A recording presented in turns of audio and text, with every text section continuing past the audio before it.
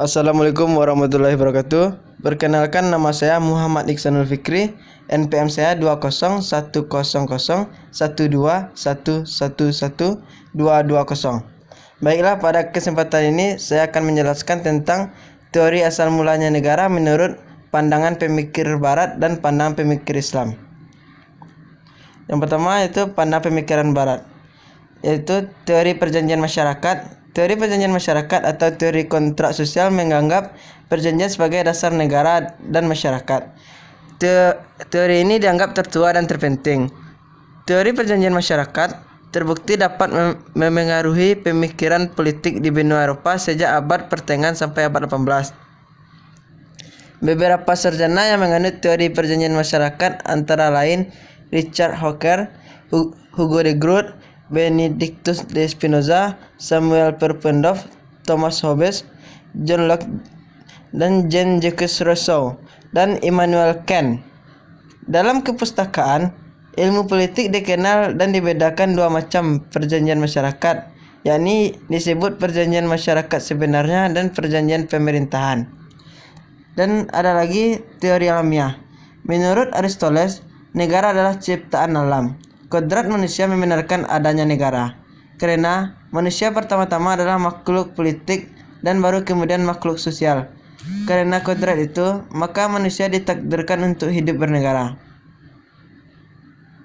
Ada lagi teori kekuatan. Dalam teori kekuatan, faktor kekuatanlah yang dianggap sebagai faktor tunggal dan terutama yang menimbulkan negara. Negara dilahirkan karena pertarungan kekuatan, dan yang keluar sebagai pemenang adalah pembentuk negara itu. Doktrin kekuatan merupakan hasil analisis antroposiologis dari pertumbuhan suku-suku bangsa di masa lampau, terutama suku-suku bangsa yang masih primitif. Dan selanjutnya teori patriarkal. Dalam teori ini, bahwa ayahlah yang berkuasa dalam keluarga itu, dan garis keturunan ditarik dari pihak ayah. Keluarga berkembang biak dan terjadilah beberapa keluarga yang semuanya dipimpin oleh ayah sebagai kepala keluarga induk. Lambat laun, keluarga-keluarga merupakan kesatuan etnis yang besar dan terjadilah suku patriarkal atau gens yang pertama. Suku inilah yang kemudian menjadi persekutuan-persekutuan etnis yang bercorak ragam, dan inilah benih pertama dari negara. Negara adalah kelompok beberapa suku. Terus, teori patrimonial. Oleh karena raja mempunyai hak milik terhadap daerahnya, maka semua penduduk harus tunduk kepadanya. Dalam keadaan perang sudah menjadi kebiasaan bahwa raja-raja menerima bantuan dari bangsawan.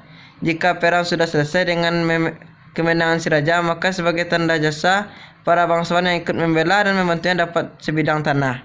Selanjutnya, teori ketuhanan.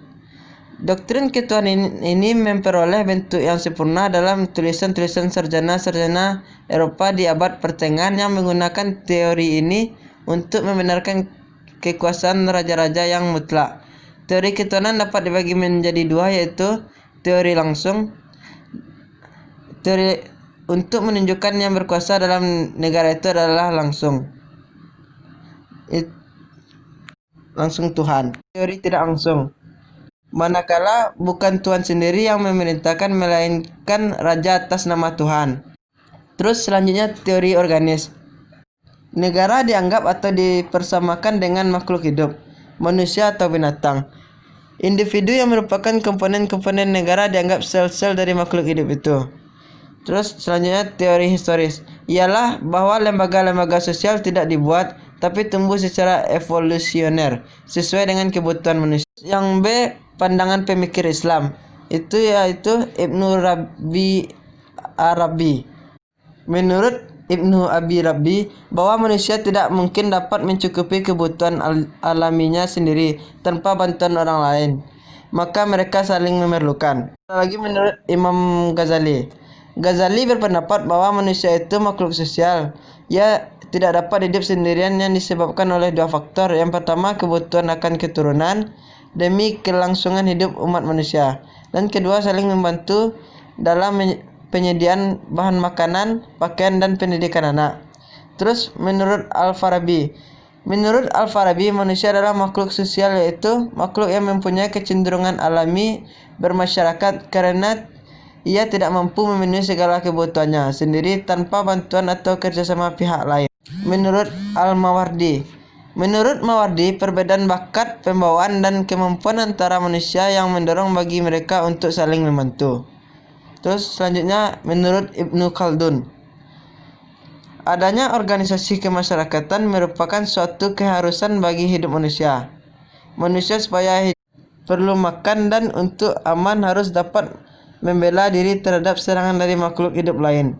Maka kesimpulan teori tentang asal mulanya negara dari 5 pemikir Islam tersebut mirip satu sama lain, yaitu tampak sekali adanya pengaruh alam pikiran Yunani dengan diwarnai oleh pengaruh akidah Islam.